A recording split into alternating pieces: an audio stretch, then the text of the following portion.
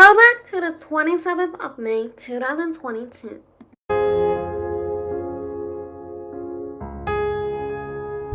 Good morning, everyone. I have arrived outside of Redbridge Station and it is now 11:25. There are also some horses here. To get to the river, you have to follow this path. This is a part of the river. So this is another part of the river. Yeah, some people do swing from distance off. Oh really? Yeah, if you wanted to help. No. So it used to be a boating dock back in the day. Apparently 500, 600 years ago at night, people used to park by this dock and just stay here. I think this is the river routing. Quite beautiful, but there's like a signal thing here, so I don't think I'll be able to fly my drone. And I have arrived at Clayhall Park. Oh, I have never seen these bearded arrows before. I'm gonna take a photo with them. Oh wow, there's a New Zealand apple tree here. I've never seen this tree before, so I'm gonna take a photo here. So I think I'm gonna fly my drone here because there's no one here, and this is also an unauthorized access for vehicles. And in this drone clip, I will be telling you about the history of Clayhall. So the Clayhall was first mentioned in records dating back to 1203, when lands reportedly measuring 4 3/4 brigades. An early English land measured roughly the equivalent of 30 acres was granted for life to Richard D. Clay. It is then mentioned as the manor of Clayhall in records from 1410 by 1578. The tenant of the estate was Thomas Fanshawe, and from 1608 to 1919, we know the tenant was Sir Christopher Hatton. The mansion was sold off in the mid-17th century, and by the middle of the 18th century, it had been demolished and replaced with a farmhouse. This farmhouse and its outbuildings stood until 1935, when demolition work uncovered the farmhouse. It had been built on the foundations of the old manor house. Some of the old blocks of ashlar used in its foundation several hundred years before were actually recovered by a Miss Mary Upton, whose father was general manager of Lord and Millendale, the builders involved in the demolition. Clayhall Park now occupies part of the manor's former estate, and it's still referred to locally sometimes as Brown's Farm. There is also a Claybury Hall, and in some early records, it was a free tenement owned by Barking Abbey. The earliest record tenant in the year 1401 was John Melmains, whose family also held the Melmains Manor. In 1597, we know the house was occupied by Thomas Kibet because that name is recorded during a royal visit from Queen Elizabeth I. It was also held by the Lord Mayor of London, Alderman Fulk, between 1652 and 1653. In 1887, the site was bought by Justice of the Peace of the County of Middlesex, who built a lunatic asylum there. And that is all the time I have to tell you about this Clayhall Park. There used to be an ice cream and tea parlor here, but now it's shut. Wow, look at all these maples. I think I'm gonna take a photo here. Wow, look at these Japanese flowers. I feel like I'm gonna take a photo.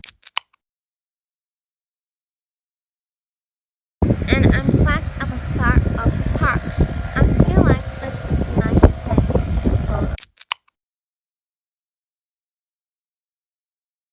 also a creeping crystal here. I'm gonna try and take a photo.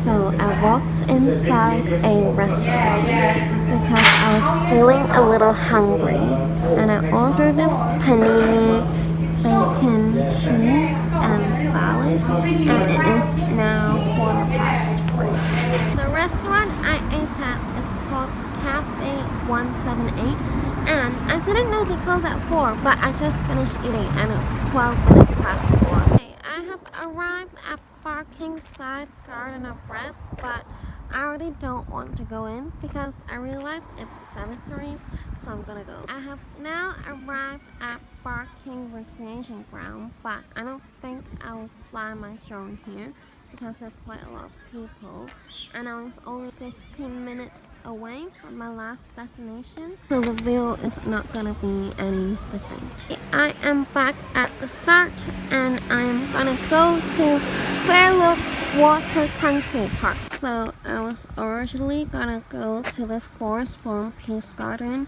Actually, it wasn't originally on my list, but then I saw it on my maps as I was walking to the country park, so I thought I was gonna come here, but it closed an hour ago. So to get to the Fairloop Water Country Park, you should walk past this Fairloop Oak playing field and go straight ahead. So this must be the Fairloop waters. So I'm gonna fly my drone here because I realized there's also actually a beach over there. And in this drone clip, I will be telling you about the history of the Fairloop Water Country Park. So there has been evidence that the area may have been home to an Iron Age settlement. However, the records begin with its usage as a royal hunting ground. It is said that in the 1720s, the land at Fairloop belonged to Daniel Day, who used to hold the Fairloop Fair every year under the huge Fairloop oak. People used to picnic inside and around the oak's trunk. The tree caught fire and was burnt down in 1805.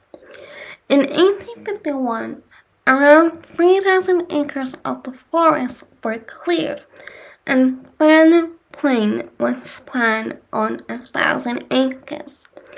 In the 1940s, the ground was used as an aerodrome, and finally, in 1955, Ilford Council purchased the land and began the development of the area as a county park with a sailing rink and a golf course.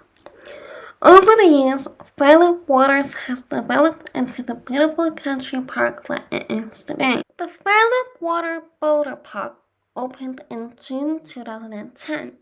It has 9 boulders of different heights and shapes, and is suited to all sorts of climbers, experts, novices, and kids. All boulders are designed for solo climbing. The boulders are graded according to British technical and font rates. And that is everything I found out about this water country park.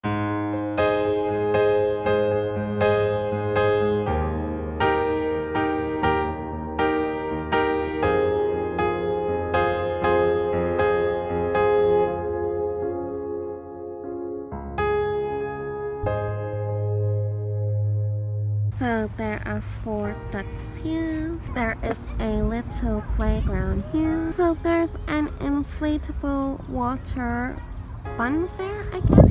But why is no one on it? And I think that is the Lakeview Marquee restaurant. And you can like borrow some water equipment.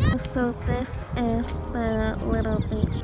Oh, actually, this is not even a beach. Why did I think it was a beach? This might have been the little island that I saw in my drone clip. And look at these 3 birds. I don't know if they are family or what, but they're so close together. Look at all these rugosa rows. And you know that island that I showed you just now? I kind of want to use my drone to help me take a photo. so you can actually walk to Barkingside or Hainault. But I actually want to walk back to where I came from. Oh my days, there's so many ducks there. I'm kind of scared to walk past it. Okay, that man is riding past these birds, so I'm gonna go. Oh wow, there's some cool stones here. But there's someone there. I was gonna say I wanted to take a photo with them. Ooh, actually there is one more here and there are two more there. So I'm gonna take a photo. Wow, this one is a special one, but I'm not sure if I can take a photo with this because this is an uneven floor. I think this is where I started. So, I have one more destination left, and I'll let you know when I get there. And I have arrived at Hainault Country Park. I kind of want to go over to that river. So, this is the map, and it's a 2.5k circular route, but I feel like I won't have time today because it's now 8 o'clock, and the sun will set in an hour, and I still have to fly my drone. If any of you do it, then please take some photos and tag me on Instagram. So I'm just walking around the pond now. Oh, and then there's a forest here, but probably don't want to go that way because it's getting dark, so I'll just follow the pond and go back around out the exit. And there's some daffodils there.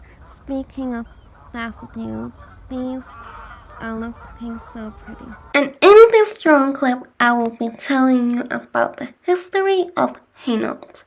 Hainault name came from the Old English Hainault, meaning a wood belonging to a monastic community. In this case, the Abbey of Barking.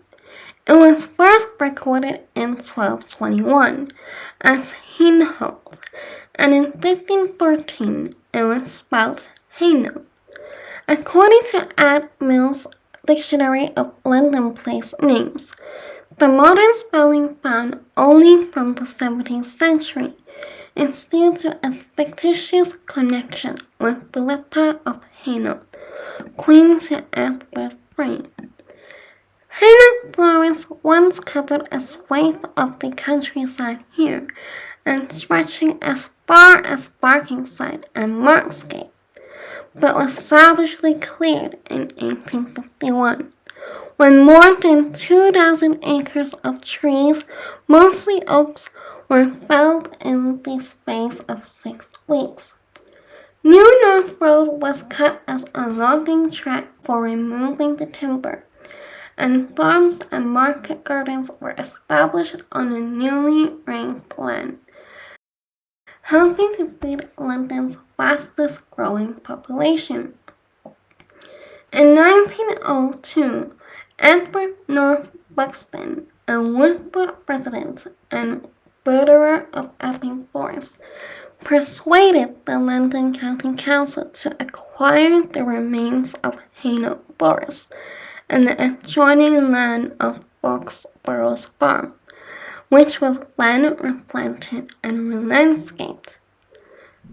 Hainault Forest Country Park, as it is now called, has woodland, meadows, plains, a lake, and a pair of golf courses. The park is designated a site of special scientific interest, and the neighboring Hainault Lodge Local Nature Reserve is a 14-acre patch of woodland, rich in wildlife.